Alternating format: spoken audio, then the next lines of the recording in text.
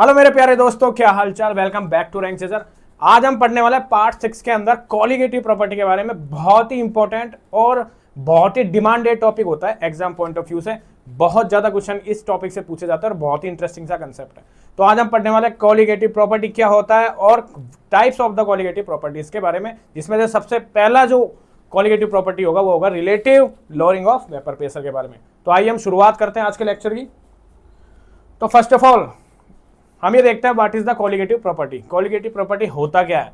तो बेटा colligative property ऐसी सॉल्यूशन की ऐसी प्रॉपर्टी होती है जो डिपेंड करती है only on number of solute particles पे। किस पे? नंबर ऑफ सोल्यूट पार्टिकल्स पे डिपेंड करती है। तो केमिस्ट्री क्या कहती है? केमिस्ट्री क्या कहती है? तो बेटा जी केमिस्ट्री कहती है colligative properties of the solution those property which depend only on number of solute particle, only on depends on number of solute particle present in the solution and are independent of the nature, size and shape and the physical state। और independent होती है मतलब depend नहीं करती है कोई nature पे या कोई फिजिकल प्रॉपर्टी या साइज पे या रिएक्टिविटी पे। ठीक है, only on depend on number of solute particles पे। ठीक है स्टूडेंट्स, तो इस टाइप के प्रॉपर्टीज को हम क्या बोलते हैं? कॉलिगेटिव प्रॉपर्टीज बोलते हैं। क्या बोलते हैं? कॉलिगेटिव प्रॉपर्टीज बोलते हैं। और मैं इसको एक लाइन में डिफाइन करूं तो हम बोल सकते हैं colligative property is directly proportional to number of solute particle. Number of solute particle बेटा क्या होता है? Number of solute particle. अब पढ़ते हैं हम कितने टाइप की होती है प्रॉपर्टीज। तो बेटा जनरली जो कॉलिगेटिव प्रॉपर्टीज होती है वो 4 टाइप की होती है। ठीक है, जो मैंने आपको दिखाया। Relative lowering of vapour pressure, इसे हम बोलते हैं RLVP, शॉर्ट में हम बोलते हैं RLVP। क्या बोलते हैं? RLVP। इतना बड़ा नाम है इसलिए हम किसको शॉर्ट नाम दे देते हैं RLVP। ठीक है स्टूडेंट्स, इसके बाद में ये सीक्वेंस वाइज चलेगा बेटा, ध्यान रखना। सबसे पहले हम क्या करते हैं? लोअरिंग करते हैं, वेपर प्रेशर को कम करते हैं। और जैसे ही वेपर प्रेशर कम होता है तो बॉइलिंग पॉइंट क्या होता है? बाय डिफॉल्ट बढ़ जाता है। तो इसको बोलेंगे elevation of the boiling point. क्या बोलेंगे? Elevation of the boiling point, जिसे मैं डेल्टा टीबी से रिप्रेजेंट करता हूं, डेल्टा टीबी से। और RLVP को किससे रिप्रेजेंट करते हैं? डेल्टा P से रिप्रेजेंट इसे हम करते हैं, क्योंकि हम इसमें रिलेशन निकालते हैं इनिशियल वेपर पेपर में और फाइनल जो वेपर प्रेशर है उसमें। ठीक है स्टूडेंट्स, फिर हम थर्ड जो कॉलिगेटिव प्रॉपर्टी है वो है जब बेटा हमने एलिवेशन किया बॉइलिंग पॉइंट को तो जो फ्रीजिंग पॉइंट था वो डिप्रेशन में चले जाता है। तो बेटा जी ये होता है depression in the freezing point. क्या होता है? Depression in the freezing point, जिसे हम रिप्रेजेंट करते हैं डेल्टा TF से। किससे करते हैं? Delta TF। डेल्टा जो रिप्रेजेंट करता है चेंज को और TF। ठीक है स्टूडेंट्स, ये T क्या है? ये बाबा टिल्लू वाला T नहीं है बेटा, ये है TF। This is the depression of the freezing point. ठीक है स्टूडेंट्स, फिर जो चौथी सबसे मोस्ट इंपोर्टेंट जो इन चारों में इनका बाप है ना, वो है ऑस्मोटिक प्रेशर। क्या है बेटा? Osmotic pressure. इसे हम पाई से रिप्रेजेंट करते हैं। किससे रिप्रेजेंट करते हैं? पाई से रिप्रेजेंट करते हैं। तो पहली जो तीनों प्रॉपर्टीज है, तीनों जो कॉलिगेटिव प्रॉपर्टीज है, relative rolling of vapour pressure, delta TB, delta TF, ये क्या है? ये क्या है और ये क्या है? ये है बेटा रिलेटिव। ये क्या है? Relative colligative properties. क्या है बेटा? रिलेटिव कॉलिगेटिव प्रॉपर्टीज है, रिलेटिव कॉलिगेटिव। और जो वेपर ऑस्मोटिक प्रेशर है ये क्या है? एब्सोल्यूट। इसे हम बोलते हैं एब्सोल्यूट कॉलिगेटिव प्रॉपर्टीज। क्यों? क्योंकि बेटा जो तीनों जो कॉलिगेटिव प्रॉपर्टीज है इनको हम निकालेंगे तो इनमें डिफरेंस करके, मतलब इनिशियल स्टेज पे क्या थे और फाइनल स्टेज पे क्या थे, उस बेसिस पे हम इनको निकालते हैं। बट ऑस्मोटिक प्रेशर ऐसी प्रॉपर्टीज नहीं होती है। ठीक है, ये बहुत इंपॉर्टेंट और एब्सोल्यूट टाइप की क्या है? कॉलिगेटिव प्रॉपर्टीज है। ठीक है स्टूडेंट्स, अब हम आगे बढ़ते हैं। तो सबसे पहले जो फर्स्ट कॉलिगेटिव प्रॉपर्टी के बारे में पढ़ने वाले हैं वो है RLVP के बारे में। क्या है? RLVP के बारे में पढ़ेंगे आज। तो relative lowering of vapour pressure. क्या होता है relative lowering of vapour pressure? तो फर्स्ट ऑफ ऑल मैं क्या करता हूं बेटा, हमने क्या किया था, हम क्या करते हैं? कंटेनर लेते हैं। सबसे पहले हम लेंगे कंटेनर। इस कंटेनर में मैं क्या डालता हूं? प्योर सॉल्वेंट डालता हूं। क्या डालता हूं बेटा? मैं प्योर सॉल्वेंट डालता हूं। ये डाल दिया मैंने प्योर सॉल्वेंट। इसमें मैंने कोई किसी भी टाइप का सोल्यूट ऐड नहीं किया है। ठीक है, जैसे मैं प्योर सॉल्वेंट डालता हूं उसके बाद में क्या करूंगा? इस कंटेनर को मैं गर्म करूंगा, हीट दूंगा इसको, क्योंकि हमें क्या करना है? वेपर प्रेशर बनाना है। तो मैं क्या करूंगा बेटा? इसको हीट देता हूं। इसको मैंने रख दिया बेटा गैस पे। ठीक है, अब मैंने इसको हीट दी। जैसे मैं इसको हीट दूंगा तो ये क्या करेगा? वेपराइज होगा, लिक्विड स्टेट से कन्वर्ट होगा गैसेस स्टेज या वेपर स्टेज में। बट सबसे पहली जो कंडीशन थी वो ये थी कि हमारा जो कंटेनर होना चाहिए क्लोज कंटेनर होना चाहिए। इस पर मैं ढक्कन लगा देता हूँ बेटा। ठीक है, तो मैंने क्या लिया है, प्योर सॉल्वेंट लिया है बेटा, क्या लिया है, इसको प्योर सॉल्वेंट लिया है, जिसे मैं ए से रिप्रेजेंट करता हूं, इसको किससे रिप्रेजेंट करता हूं, इसको ए से रिप्रेजेंट मैं कर देता हूं, ठीक है। अब जैसे ही मैं इसको गर्म करूंगा तो ये क्या करेगा, वेपराइज होगा, ये लिक्विड फॉर्म में है, एक्वस फॉर्म में, तो ये क्या करेगा बेटा, गैसियस फॉर्म या वेपर फॉर्म में कन्वर्ट होगा, ठीक है। तो बेटा जी शुरुआत में क्या हुआ, इसने वेपर बनाए, ठीक है। अब मान लो ये वेपर इसने बना दिए, ये गैसियस मॉलिक्यूल है बेटा, मैंने वेपर के मॉलिक्यूल है, ठीक है, जो कि मैंने बनाया 10 मॉलिक्यूल्स, ये हम आगे समझेंगे, हाइपोथेटिकल तरीके से समझा रहा हूं, ठीक है। तो बेटा ये क्या किया, वेपर, तो ऑफ कोर्स जब लिक्विड था किसके अंदर कन्वर्ट हो रहा था, वेपर फेज के अंदर या गैसेस फेज के अंदर कन्वर्ट ही हो रहा था। तो ऑफ कोर्स जब ये वेपर है, जब ये खाली जगह, कंटेनर की खाली जगह पे जाएगी, ठीक है, और एक इक्विलिब्रियम स्टेट बनती है जिसमें लिक्विड का वेपर प्रेशर, लिक्विड और वेपर दोनों स्टेज क्या होगी, एक इक्विलिब्रियम स्टेज पे होगी, उस इक्विलिब्रियम स्टेज पे क्या होता है, ये वेपर है, इस लिक्विड के सरफेस पे प्रेशर डालती है, उसे हम क्या बोलते हैं, वेपर प्रेशर बोलते हैं, ठीक है। तो ये बेटा क्या करती है, इस लिक्विड के सरफेस पे क्या डालती है, प्रेशर डालती है, और इसे हम क्या बोलते हैं, वेपर प्रेशर बोलते हैं। तो बेटा ए सब्सटेंस जो हमने लिया है प्योर सॉल्वेंट, इसके कारण वेपर प्रेशर बना, तो वेपर प्रेशर बना, ठीक है, भाप बनी, वेपर बना, वेपर से वेपर प्रेशर बना, तो इसको मैं बोल सकता हूं वेपर प्रेशर ऑफ ए। तो बेटा प्योर सॉल्वेंट का वेपर प्रेशर यहाँ पे हम डिटेक्ट करते हैं, ठीक है। तो वेपर प्रेशर ऑफ ए क्या होगा, P01, ये मैं मान लेता हूं इसको, ठीक है, P0 से मैंने रिप्रेजेंट कर दिया, ठीक है। अब मैं क्या करता हूं, सेकेंड बार, दूसरी बार मैं क्या करता हूं, उसी कंटेनर में, अभी ये क्या था बेटा, प्योर सॉल्वेंट था, ये क्या था बेटा, प्योर सॉल्वेंट था, ये था ओनली प्योर सॉल्वेंट, इसमें मैंने किसी टाइप का कोई भी सोल्यूट ऐड नहीं किया था, ठीक है। बट अब मैं क्या करता हूं, एक और कंटेनर लेता हूं, और मैं इसमें क्या करता हूं बेटा, एक और कंटेनर में लेता हूं, और इसमें मैं डाल देता हूं प्योर सॉल्वेंट, फिर से मैंने क्या डाल दिया, प्योर सॉल्वेंट डाल दिया, फिर से मैंने क्या डाल दिया, प्योर सॉल्वेंट ऐड कर दिया, ठीक है, फिर से मैंने प्योर सॉल्वेंट यहाँ पे ऐड कर दिया है बेटा, फिर से मैंने प्योर सॉल्वेंट यहाँ पे मैंने ऐड कर दिया इस कंटेनर के अंदर, ठीक है, ओके। और इसके ढक्कन को फिर से मैंने बंद कर दिया, ठीक है स्टूडेंट्स। तो प्योर सॉल्वेंट में कितना है वेपर प्रेशर, P0 मान लेते हैं हम, ये वेपर प्रेशर आया। अब मैं क्या करता हूं, इसमें मैंने सॉल्वेंट तो लिया, तो मैं सॉल्वेंट को रिप्रेजेंट कर देता हूं ए, जिसे मैं बोलता हूं प्योर सॉल्वेंट, ठीक है। ये भी वेपर प्रेशर क्रिएट करेगा जैसे ऊपर कर रहा था, ठीक है। बट अब मैं क्या करता हूं, इसमें एक और कंसेप्ट मैं थोड़ा छेड़खानी कर लेता हूं, मतलब मैं एक्सपेरिमेंट कर लेता हूं। मैं क्या करता हूं, नॉन वोलेटाइल सोल्यूट को मैं ऐड करता हूं। अब मैं क्या करता हूं बेटा, यहाँ पे नॉन वोलेटाइल सोल्यूट लेता हूं और उसको मैं ऐड करता हूं। ये क्या है, सोल्यूट है, ठीक है, और वो भी क्या है, नॉन वोलेटाइल, जो भी क्या है, non volatile. Non volatile solute क्या होता है, जो वेपराइज नहीं होता है, जो भाप में कन्वर्ट नहीं होगा, इसकी कोई भागीदारी नहीं रहेगी वेपर बनाने के लिए, ठीक है। तो बेटा मैंने नॉन वोलेटाइल सोल्यूट यहाँ पे ऐड कर दिया, और ये मैंने यहाँ पे ऐड कर दिया, देखो व्हाइट कलर से, ठीक है। तो मैं क्या देखता हूं, फिर मैं इसको फिर से गर्म करता हूं, इसको मैं गर्म करूंगा, इसको मैंने गैस पे रखा और मैंने गर्म किया। जैसे मैं गर्म करूंगा तो ऑफकोर्स जैसे जो प्योर सॉल्वेंट था वो वेपर बना रहा था, उसी तरीके से ये जो सॉल्यूशन, ये सॉल्यूशन बन चुका है, क्योंकि यहाँ पे सोल्यूट प्लस सॉल्वेंट दोनों मैं ऐड कर चुका हूँ, ठीक है। सोल्यूट को मैं बी से रिप्रेजेंट कर देता हूँ, ठीक है, दोनों ऐड मैं कर चुका हूँ, ठीक है स्टूडेंट्स।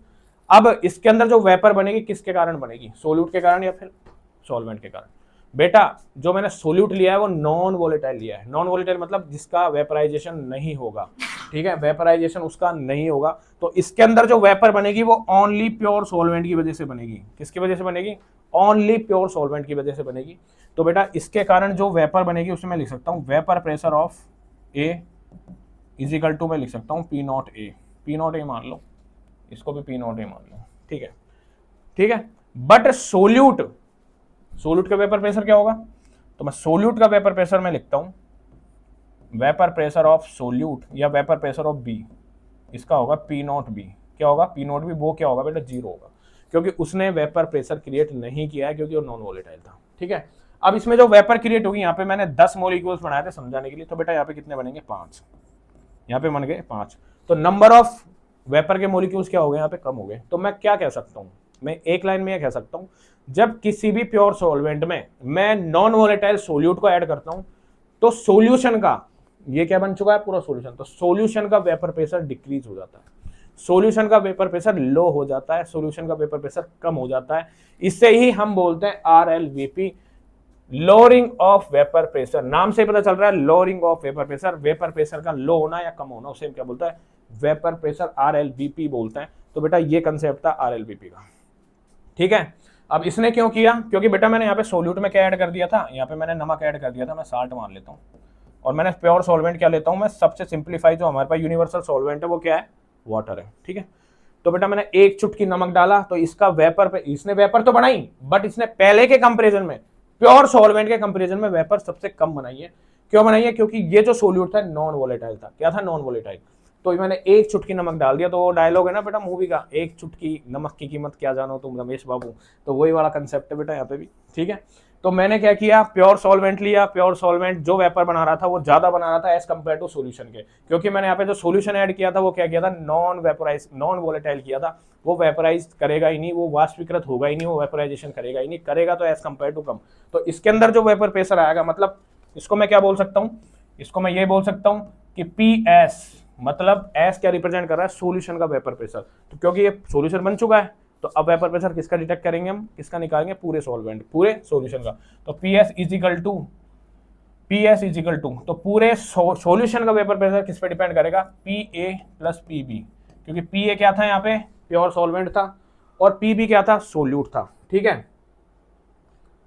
तो पूरे सॉल्वेंट का क्या आएगा यहाँ पे, वेपर प्रेशर आएगा। तो PS को मैं लिख सकता हूँ, PA को हम क्या लिख सकते हैं, PA को मैं क्या लिख सकते हैं बेटा, यहाँ पे मैं फॉलो करूंगा राउल्ट लॉ को। क्या करूंगा यहाँ पे, राउल्ट लॉ। तो मैं यहाँ पे लिख सकता हूँ अकॉर्डिंग टू राउल्ट लॉ,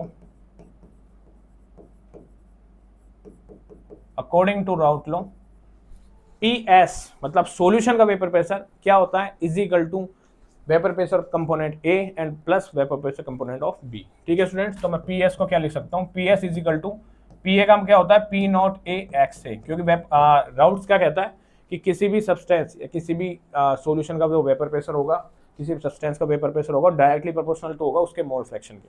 तो यहाँ पे कंपोनेंट कौन कौन से हैं, A और B, मतलब A सॉल्वेंट था और B क्या था, सोल्यूट था, ठीक है। तो यहाँ पे हम क्या लिख सकते हैं, PA को P0A x A plus P0B XB, ठीक है। ये पूरे सॉल्यूशन का क्या आ चुका है, वेपर प्रेशर आ चुका है, ठीक है स्टूडेंट्स। और मैं इस पूरे डायग्राम को एक लाइन में आपको समराइज करके लिख सकता हूं कि vapour pressure of solution, vapour pressure of solution मतलब PS is less than vapour pressure of pure solvent, vapour pressure of pure solvent, मतलब जो ये सॉल्यूशन का वेपर प्रेशर था as compare to pure solvent के क्या हो गया था, डिक्रीज हो गया था, कम हो गया था। क्यों हो गया था, क्योंकि हमने नॉन वोलेटाइल सोल्यूट एक चुटकी नमक डाला था, जो कि क्या करता है, नॉन वेपराइज होता है और ये वेपर प्रेशर को कम कर देता है। इसे हम बोलते हैं लोअरिंग ऑफ वेपर प्रेशर। क्या होता है, लोअरिंग ऑफ वेपर प्रेशर।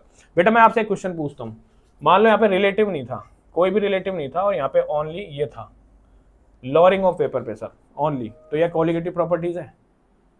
सोच के बताना, मुझे कमेंट करके बताना कि नॉर्मल, यदि मैं रिलेटिव को यहाँ से हटा दूं, लोअरिंग ऑफ वेपर प्रेशर क्या कोलिगेटिव प्रॉपर्टीज होती है या नहीं होती, मुझे कमेंट में जरूर बताना, ठीक है।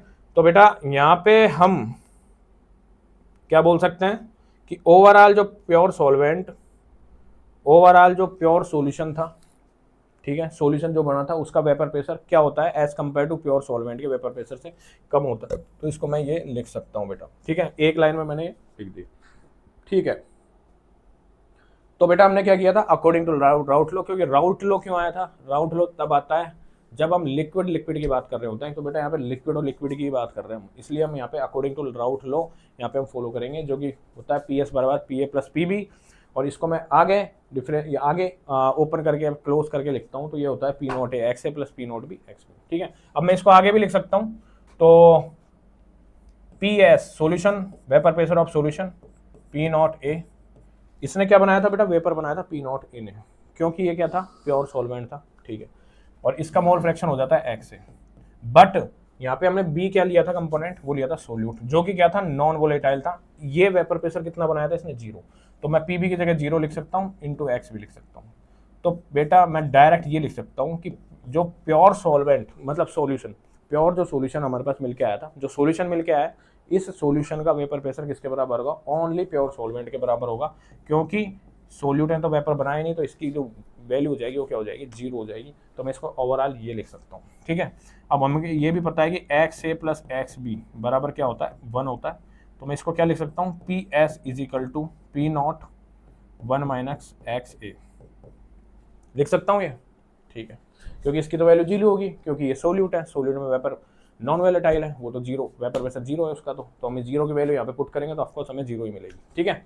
और फिर मैं इसको और आगे करता हूँ इसकी वैल्यू, तो ये हो जाएगी P not A and X A, ठीक है। अब मैं क्या करूँगा बेटा, पी नॉट ए और एक्स ए को बाहर लूँगा और इसको इधर लेके जाऊँगा, तो मैं इसको यहीं पे लिख देता हूँ। तो मैं लिख सकता हूँ P not A X A is equal to P not A minus P A, क्योंकि बाहर प्लस की वैल्यू थी, इधर मैं इसको ट्रांसफर करूंगा तो ऑफकोर्स नेगेटिव की हो जाएगी। तो ये क्या हो सकता है बेटा, P not A X is equal to क्या हो गया, P not A P S, ठीक है। अब मैं यहाँ पे देखूँ ओवरऑल, कहाँ पे, यहाँ पे हम देखते हैं। तो बेटा जो सॉल्यूशन है इसका जो वेपर प्रेशर है वो किस पे डिपेंड कर रहा है, एक्स बी की वैल्यू पे, मतलब सोल्यूट की वैल्यू पे, किस पे, सोल्यूट की वैल्यू पे, ठीक है, ठीक है। तो हमारा जो वेपर प्रेशर होगा सॉल्यूशन का वो किस पे डिपेंड करेगा, नंबर ऑफ सोल्यूट पार्टिकल पे। जैसे हमने कोलिगेटिव प्रॉपर्टी में देखा था डेफिनेशन में कि कोलिगेटिव प्रॉपर्टी किस पे डिपेंड करती है, नंबर ऑफ सोल्यूट पार्टिकल पे डिपेंड करती है, ठीक है। तो मैं इसको आगे इस तरीके से हमने इसका डेरिवेशन किया, डेरिवेशन करके हम कहाँ पे पहुँच गए, यहाँ पे, ठीक है। अब बेटा ये एक्स है, इसको मैं बाहर ले लेता हूँ, जैसे मैं इसको बाहर लेता हूँ तो यहाँ पे आ जाएगा P not A minus P S, या फिर नीचे इसको लिख दूंगा पी नॉट ए, ठीक है। तो ये क्या है बेटा हमारे पास, ये क्या आ चुका है बेटा, तो मैं इसको ये लिख सकता हूँ, ठीक है। अब मैं आगे क्या करूंगा बेटा, अब आगे मैं क्या कर रहा हूँ, ये जो हमारे पास वैल्यू है ये पी नॉट ए और एस, इसको मैं क्या लिख सकता हूँ, इसको मैं डेल्टा पी भी लिख सकता हूँ। इसको क्या लिख सकता हूँ बेटा, इसको मैं डेल्टा पी भी लिख सकता हूँ। इसको क्या लिख सकता हूँ, डेल्टा पी भी, सॉरी एक सेकेंड, यहाँ पे जो आएगा वो पी ए आ रहा है, ठीक है स्टूडेंट्स। तो यहाँ पे जो क्या आएगा हमारे पास, पी बी आएगा, पी बी आएगा, मतलब सॉल्यूशन का वेपर प्रेशर किस पे डिपेंड कर रहा है, एक्स बी पे, मतलब नंबर ऑफ सोल्यूट पार्टिकल पे डिपेंड कर रहा है, ठीक है। तो ये मिसप्रिंट हो गया, ये एक्स बी आ जाएगा, ठीक है। तो बेटा X B is equal to किसके हो जाएगा, P not A minus P S upon P A के।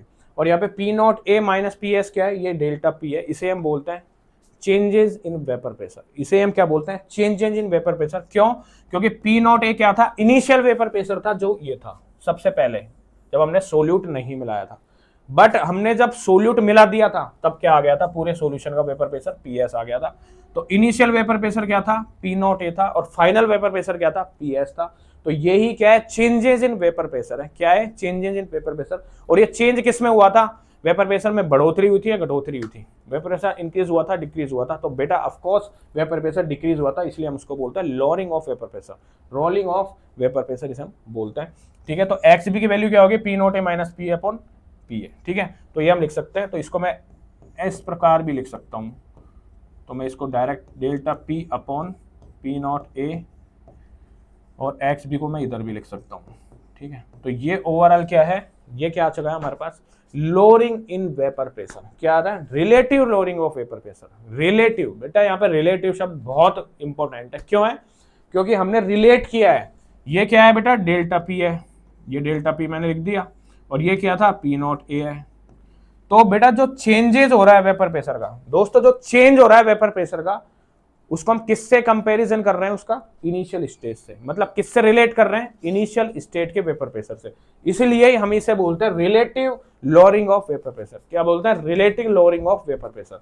यदि मैं इसको यहां से हटा दूं पी नॉट ए को, तो बेटा लोअरिंग ऑफ वेपर प्रेशर हो जाएगा, जो कि कोलिगेटिव प्रॉपर्टीज नहीं है। ध्यान रखना हमेशा, ये बहुत ही इंपॉर्टेंट है, क्योंकि जो चेंजेस आया है उस चेंजेस को हमने किससे कंपेयर किया है, किससे रिलेट किया है, उसके इनिशियल स्टेट के वेपर प्रेशर से, ठीक है स्टूडेंट्स। तो हम इसे क्या बोलते हैं, इसे हम क्या बोलते हैं, relative lowering of vapour pressure. इसे बोलते हैं relative lowering of vapour pressure, ठीक है स्टूडेंट्स। अब हम आगे बढ़ते हैं। तो इसमें भी मैं एक सेकेंड इसको दो पार्ट में डिवाइड कर देता हूँ, लो साहब, ठीक है। तो फर्स्ट ऑफ ऑल हमने क्या बनाया बेटा, relative lowering of vapour pressure बनाया, ठीक है। आर एल बी पी, जो कि क्या था, जो कि था डेल्टा पी, जो कि था P not A minus P A P S minus P not A, जो कि इसके बराबर था एक्स बी के बराबर था। क्या था बेटा, एक्स बी के बराबर था। अब हम एक्स बी को और ओपन करके लिख देते हैं। तो एक्स बी को हम क्या लिख सकता हूं मैं, एक्स बी को लिख सकता हूं मैं, एक्स बी क्या था, नंबर ऑफ सोल्यूट पार्टिकल्स का मोल fraction of number of solute particle, ठीक है, सोल्यूट का मोल फ्रैक्शन था। इसे मैं लिख सकता हूं X B is equal to N A upon N A plus N B, इसको मैं ये भी लिख सकता हूँ, ठीक है। ये क्या था, मोल फ्रैक्शन था। तो एन बी का हम निकाल, एक्स बी का निकाल रहे हैं, तो यहाँ पे ऊपर क्या आ जाएगा, जिसका हम निकालते हैं वो ऊपर आ जाता है बेटा, X B upon X N A upon N B, ठीक है।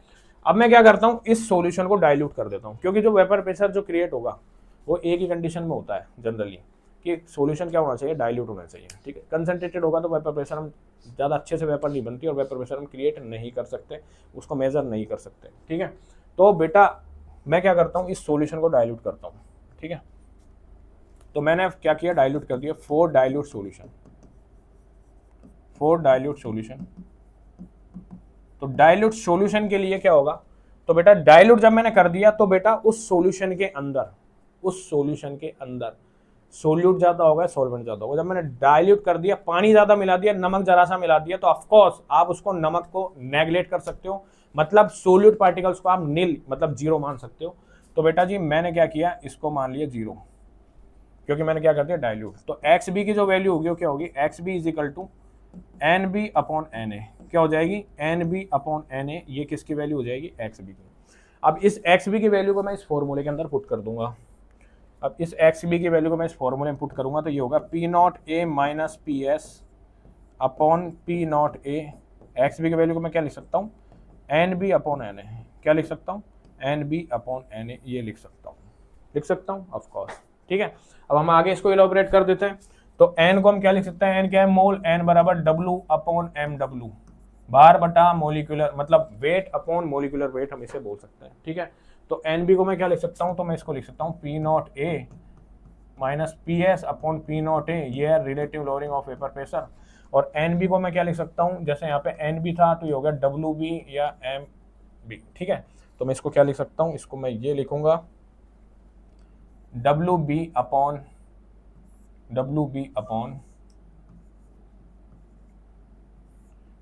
अपॉन एम बी, ठीक है। और फिर यहाँ पे क्या था बेटा नीचे, एन ए, तो एन ए को मैं क्या लिखूंगा, W A into M A, ये लिख सकता हूँ मैं इसको। जब मैं इसको लिखता हूँ, इसकी वैल्यू नीचे पुट कर देंगे तो बेटा ये आ जाएगी यहाँ पे W M A into W A, ठीक है। तो बेटा ये ओवरऑल हमारे पास क्या आ चुका है, फॉर्मूला आ चुका है, ओवरऑल फॉर्मूला आ चुका है relating lowering of vapour pressure का। तो ये है बच्चों relating lowering of vapour pressure. ये क्या है, R L V P relative lowering of vapour pressure. ये क्या है बेटा, relative lowering of vapour pressure है। क्या है बेटा, relative lowering of vapour pressure है। और इस फॉर्मूला, ये फॉर्मूला बहुत बहुत इंपॉर्टेंट है फॉर एमसीक्यूज, ठीक है। इसको हम एमसीक्यूज में काम में ले सकते हैं, फॉर एमसीक्यू क्वेश्चन पूछेगा डायरेक्ट, ये वैल्यू दे रखी होगी, क्वेश्चन पूछेगा कि चेंजेस बता दो, relative lowering of vapour pressure बता दो, या डेल्टा पी भी हम इसे बोल सकते हैं, इसको डेल्टा पी भी बोल सकते हैं बेटा, ध्यान रखना, इसको डेल्टा पी भी हम बोल सकते हैं। तो ये क्या है, relative lowering of vapour pressure है। क्या है ये, relative lowering of vapour pressure. इसका एक फॉर्मूला और आता है एम बी, ये भी आपसे आइडेंटिफाई करवा सकता है क्वेश्चन के अंदर। तो मैं एम बी मतलब मोलिकुलर वेट ऑफ सोल्यूट, क्या है, मोलिकुलर वेट ऑफ सोल्यूट को मैं लूंगा यहाँ पे। तो बेटा जी मैं यहाँ पे लिख सकता हूँ W B into M A upon, यहाँ पे मैं लिख सकता हूँ P not A minus P S upon P not A into W A. तो ये भी फॉर्मूला हमारे पास आ चुका है, जो कि एमसीक्यू करने में आपकी बहुत बहुत हेल्प करेगा। तो बेटा जी ये है एमसीक्यू वाला फॉर्मूला, ठीक है। तो इस टॉपिक के अंदर जो मोस्ट इंपॉर्टेंट जो फॉर्मूले हैं वो दोनों ये है, ये भी हम 4 एमसीक्यू में यूज़ करेंगे, ठीक है स्टूडेंट्स, ये यूज़ करेंगे। अब मैं आपको बता देता हूँ कि डेल्टा पी क्या है, पी नॉट ए क्या है, डब्ल्यू बी क्या है, एम बी क्या है। तो मैं डायरेक्ट ये लिख सकता हूँ, डब्ल्यू बी क्या है यहाँ पे, वेट ऑफ सोल्यूट, ठीक है। और एम बी का देख लेते हैं पहले, एम बी क्या है, molecular mass of solute.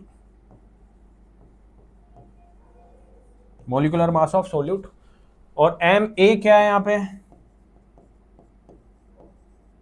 Wait या मास ऑफ सॉल्वेंट, क्या है बेटा, सॉल्वेंट है, ठीक है। और डब्ल्यू ए क्या है यहाँ पे, डब्ल्यू ए क्या है, मोलिकुलर मास, सॉरी यहाँ पे आएगा बेटा molecular mass, M W molecular weight, ठीक है। और डब्ल्यू ए क्या है यहाँ पे, weight of pure solvent, weight of solvent, जो कि आपको क्वेश्चन के अंदर गिवन होंगे। एम भी निकलवाएगा तो ये सारी वैल्यू आपको क्वेश्चन के अंदर गिवन होंगे। इस फॉर्मूले के अंदर delta P upon P not a की वैल्यू निकलवा सकता है, तो ये सब गिवन होगा, ठीक है स्टूडेंट। तो ये दोनों जो फॉर्मूले हैं ये क्या होगा, आपका एमसीक्यूज करने में बहुत हेल्प करेंगे। तो ये था relative vapour of, relative lowering of vapour pressure, याद रखना। तो बेटा आपको पता है रिलेटिव लगाना बहुत जरूरी है, क्योंकि हम क्या कर रहे हैं, वेपर प्रेशर को कंपेयर कर रहे हैं उसकी इनिशियल स्टेज के वेपर प्रेशर से, ठीक है। रिलेटिव बहुत जरूरी है लाइफ के अंदर, आपके लाइफ में भी बहुत ऐसे ऐसे रिलेटिव होंगे जो हिला देते होंगे तुमको बार बार, ठीक है। तो ये था RLBP। अब हम करेंगे इसके मोस्ट इंपोर्टेंट क्वेश्चंस, ठीक है, कि RLBP होता क्या है। हम प्रैक्टिकल तो करेंगे, थ्योरी तो हमने समझ ली, अब हम करते हैं प्रैक्टिकल्स।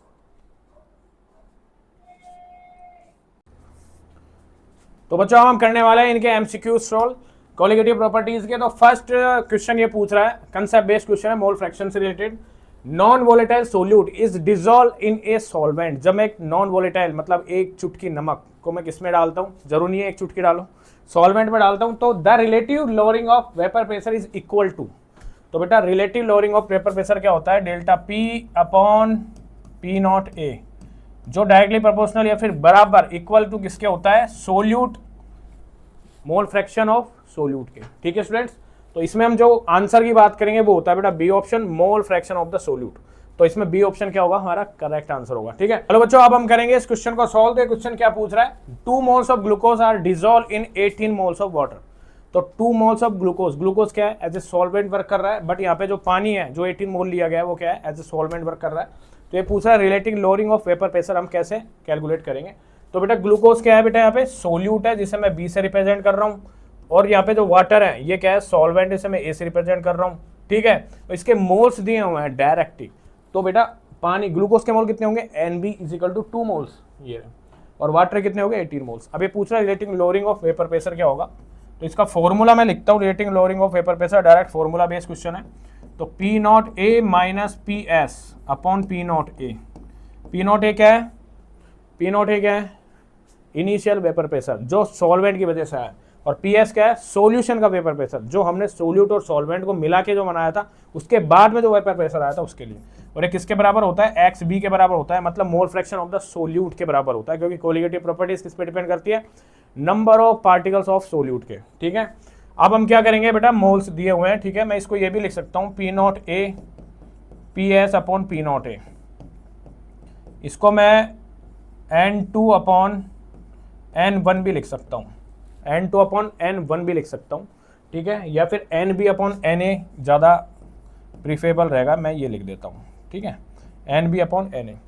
तो NB अपॉन NA, ठीक है, मोल फ्रैक्शन निकलवा रहा है, तो XB का मोल फ्रैक्शन निकालेंगे। तो बेटा इसका जो फॉर्मूला होता है वो निकालेंगे NB, क्योंकि हमें NB का निकालना है, NB upon NA plus NB, ठीक है। तो हम क्या करेंगे, एज इट इज इस फॉर्मूले को यहाँ पे पुट कर देंगे NB, ठीक है। तो हमें क्या दिख रहा है, NB की वैल्यू 2 है और NA कितनी है 18 है, और यहाँ पे NB की वैल्यू फिर से 2 है, 2/20 क्या हो गया 2/20। तो इसमें जो आंसर आएगा 0. तो बच्चों यहाँ पे जो हमारा आंसर आ रहा है वो आंसर आ रहा है ए ऑप्शन यहाँ पे करेक्ट होगा। और इसमें जो फॉर्मूला जो फॉलो हो रहा है डायरेक्ट ही RLBP का हो रहा है ये फॉर्मूला, इससे आप MCQ कर सकते हैं। नेक्स्ट क्वेश्चन हमारा क्या कहता है, नेक्स्ट कहता है consider the following statement. Statement based question है, बहुत इंपॉर्टेंट क्वेश्चन है। RLBP इज कोलिगेटिव प्रॉपर्टीज, बिल्कुल करेक्ट स्टेटमेंट है। RLBP depends on nature of solute. तो बेटा नेचर ऑफ सोल्यूट पे डिपेंड नहीं करता है, नंबर ऑफ सोल्यूट पार्टिकल्स पे डिपेंड करता है, ठीक है। थर्ड स्टेटमेंट कह रहा है RLBP depend only on number of solute particle, बिल्कुल करेक्ट है। तो इसमें फर्स्ट और थर्ड ऑप्शन यहाँ पे क्या होगा, करेक्ट होगा। तो बेटा C ऑप्शन यहाँ पे हमारा करेक्ट आंसर होगा। नेक्स्ट क्वेश्चन पूछ रहा है, ये आंसर है बेटा। नेक्स्ट क्वेश्चन पूछ रहा है 0.5 gram of non volatile solute, non volatile solute, non volatile solute कितना दिया हुआ है, मतलब B की वैल्यू कितनी दी गई है 0.5 ग्राम, ठीक है। अब ये पूछ रहा है dissolve in 90 gram of water. पानी क्या है यहाँ पे, एज ए सॉल्वेंट। ठीक है, तो पानी है, ये सॉल्वेंट है, मैं इसे ए से रिप्रेजेंट कर रहा हूँ क्योंकि बेटा समझने में हमें प्रॉब्लम नहीं आएगी, जो फॉर्मूला हम लिखते हैं वो आसानी से लिखा हुआ जाता है। ठीक है, तो ये हो गया 90 ग्राम। ठीक है, अब ये पूछ रहा है vapour pressure of solution is, solution का वेपर प्रेशर मतलब पी एस कितना है, 99.5%, 99.5%। अब मैं इसकी परसेंटेज को हटा दूंगा तो बेटा यहाँ पे 100 से इसको भाग देता हूं तो मुझे इसमें कितना आता है, 0.0995।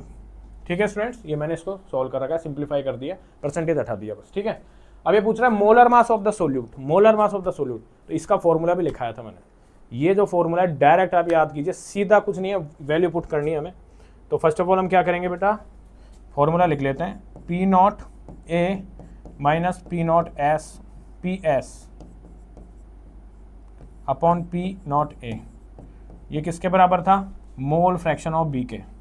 इसको मैं कैसे लिख सकता हूँ, P not A minus P S upon P not A, इसको मैं कैसे लिख सकता हूँ, N B upon N A. ठीक है स्टूडेंट्स, इसमें हम फॉर्मूले को कैसे लिख सकते हैं, P not A minus P S upon P not A. ठीक है स्टूडेंट्स, इसमें क्या थी, N B upon N A, M B upon N A, तो मैं एन बी को क्या लिख सकता हूँ, W B upon M W B, मतलब मोलिकुलर वेट ऑफ बी। ठीक है, ये मैं लिख सकता हूँ। एन ए की वैल्यू क्या लिख सकता हूँ, एन ए की लिख सकता हूँ W A upon M W A, तो मैं ये वैल्यू को ऊपर ले जा सकता हूँ, तो मैं इसको वैल्यू को ऊपर लेके जाऊँगा, P not A minus P S upon P not A, इसको मैं ऊपर लेके जाऊँगा तो हमारे पास क्या वैल्यू आएगी, W B upon M B into यहाँ पे हमारे पास क्या आ जाएगा, W A upon M B. ठीक है, अब हमसे क्या निकलवा रहा है, ये एम बी निकलवा रहा है, मोलिकुलर वेट ऑफ सोल्यूट। अब इसको हम बाहर लेंगे, ये ले लिया मैंने बाहर, तो बेटा ये पार्ट इसके नीचे चले जाएगा, तो W B into W A upon P not A minus P S upon P not A. ये हमारे पास क्या आ गया फॉर्मूला, जो मैंने आपको थ्योरी के अंदर जब हम पढ़ रहे थे तब मैंने हाईलाइट 3 स्टार लगाए थे कि ये जो फॉर्मूला है डायरेक्ट एमसीक्यू मतलब हमारे क्वेश्चंस के अंदर काम आएगा। ठीक है, अब क्या करोगे आप, डब्ल्यू बी की वैल्यू क्या है, ये रही, और डब्ल्यू ए की वैल्यू क्या है, ये रही। ठीक है, एम डब्ल्यू किसका निकलवा रहा है, इसका अपने को मोलिकुलर वेट पता है नहीं, इसका मोलिकुलर वेट कितना होता है वाटर का, 80 होता है। तो ये वैल्यू हम इसमें पुट करेंगे, ये वैल्यू जब हम पुट करेंगे तो हमारे पास यहाँ पे इसका आंसर निकल जाएगा। ठीक है स्टूडेंट्स, तो इस तरीके से क्या करेंगे, इस क्वेश्चन को करेंगे सिंपलीफाई। बड़ा ही सिंपल सा क्वेश्चन है, but exam oriented point of view से, एग्जाम पॉइंट ऑफ व्यू से बहुत ही इंपॉर्टेंट क्वेश्चन है। नेक्स्ट क्वेश्चन हमारा पूछ रहा है एसेंशियल रीजन बेस्ड क्वेश्चन है। ये पूछ रहा है एसेंशियल बोलो relative lowering of vapour pressure can be used to determine the molar mass of the solute, molar mass of the solute. तो ये करेक्ट आंसर है। इसका रीजन पूछ रहा है RLVP proportional to the molar fraction of the solute, तो बिल्कुल correct है। जो RLVP होता है P not A minus P S upon P not A, ये क्या है RLVP, relative lowering of vapour pressure. ये पी नॉट ए ऊपर लाइन के ऊपर वाला जो पार्ट है ये क्या है, P not A minus P S, ये क्या रिप्रेजेंट कर रहा है, इनिशियल वेपर प्रेशर और फाइनल वेपर प्रेशर के अंदर बीच के डिफरेंस को। बट पी नॉट ए क्या है, जो इनिशियल वेपर प्रेशर था हम उसको रिलेट करके ही हम जो जितना चेंज हुआ है वेपर प्रेशर में वो निकालेंगे, और एक इसके बराबर होता है ये मोल फ्रैक्शन ऑफ बी या फिर नंबर ऑफ सॉलिड पार्टिकल के डायरेक्टली प्रोपोर्शनल टू होता है। ठीक है स्टूडेंट्स, यहाँ पे ए जो स्टेटमेंट है वो करेक्ट है, both acceleration reason are true and the reason is correct explanation of A. ठीक है स्टूडेंट्स, नेक्स्ट क्वेश्चन हमारा पूछ रहा है, ये भी एक्सेलरेशन रीजन बेस्ड क्वेश्चन है। तो ये पूछ रहा है colligative properties are useful for determine of the molar mass of the macromolecules, molar mass of the macromolecules. ठीक है, रीजन क्या कह रहा है, colligative properties depend only on number of solute particle of the number of solute particle present. तो बेटा हमारा जो रीजन है वो करेक्ट है। एक्सेलरेशन क्या कह रहा है, colligative properties are useful for determine the molecular mass of the macromolecules, of the macromolecules. ठीक है, तो मैक्रोमोलिक्यूल्स बोले तो क्या होगा, मैक्रोमोलिक्यूल्स बोले तो क्या होगा, ये आप जवाब दीजिए। मैक्रोमोलिक्यूल्स या तो सोल्यूट के मोलिक्यूल्स होंगे या फिर वो सॉल्यूशन के मोलिक्यूल्स होंगे। तो यहाँ पे जो रिप्रेजेंटेशन जो कर रहा है ये बता रहा है कि मैक्रोमोलिक्यूल्स क्या होता है। तो ऑफकोर्स बेटा इसमें जो हम करेक्ट आंसर की बात करेंगे वो होगा बिल का ए ऑप्शन यहाँ पे करेक्ट होगा। Both assertion and the reason are true and the reason is correct explanation of the A. तो हमारा क्योंकि दोनों स्टेटमेंट ही करेक्ट है। ठीक है, नेक्स्ट क्वेश्चन हमारा क्या कह रहा है नेक्स्ट। तो बच्चों यहाँ पे मैक्रोमोलिक्यूल्स की बात करते हैं। तो मैक्रोमोलिक्यूल्स क्या हो सकता है, तो मैक्रोमोलिक्यूल्स हो सकते हैं प्रोटीन रहे, प्रोटीन्स है, ब्लड सेल्स है, पॉलीमर्स है, तो वहाँ पे हम कॉलिगेटिव प्रॉपर्टी यूज़ करते हैं, बट स्पेशली वहाँ पे ऑस्मोटिक प्रेशर यूज़ किया जाता है। ठीक है स्टूडेंट्स, ये याद रखना। नेक्स्ट क्वेश्चन हमारा क्या कह रहा है, नेक्स्ट क्वेश्चन हमारा कह रहा है ये इसका आंसर है since the colligative property depend on the number of particles measurement of these properties give the moles of solute from mass and molar mass can be calculated, hence the both statement are true and our reason is the correct explanation of the assertion। ठीक है, तो हमारा answer A था। ठीक है students, तो ये थे हमारे क्वेश्चंस। ठीक है, बहुत ही इंटरेस्टिंग जिस टाइप के यहाँ क्वेश्चन आ सकते हैं वैसे। अब हम पढ़ेंगे नेक्स्ट पार्ट में, अगला तो लेक्चर आने वाला है वो है elevation of the boiling point, elevation of the boiling point delta TB के ऊपर। बहुत ही इंटरेस्टिंग है क्योंकि हमने क्या पढ़ाया अभी, RLBP relative lowering of vapour pressure. हमने वेपर प्रेशर को लो किया है, कम किया है। अब आपको पता है जब वेपर प्रेशर डिक्रीज होगा तो बाय डिफॉल्ट बॉइलिंग पॉइंट क्या हो जाएगा, इंक्रीज हो जाएगा। तो नेक्स्ट लेक्चर में हम ये पढ़ने वाला है। तो थैंक यू सो मच। अब मिलते हैं हम नए लेक्चर में रिलेटिव नहीं elevation of the boiling point में। Thank you.